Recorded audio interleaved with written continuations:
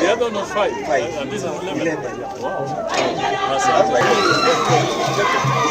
Stop shaking.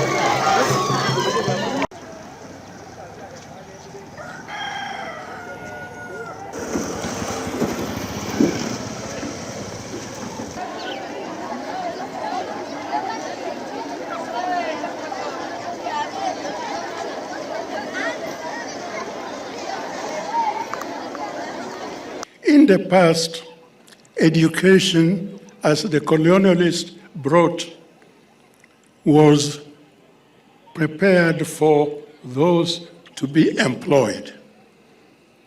All of us of my age, and even more less, we went to school so that we can be employed. It is no longer the case. The situation has changed. If we want to develop our country, we must be thinking in terms of self-employment. To have self-employment, you need to be well conversed with technology. Unakuwa kiongozi wa taifa na unaenda na wewe ndio unakashifu taifa lako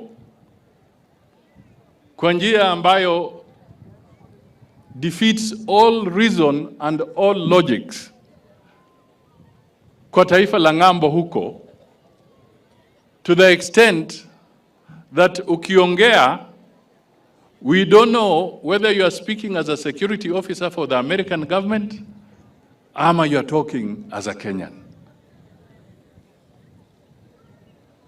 Kenya is a sovereign state.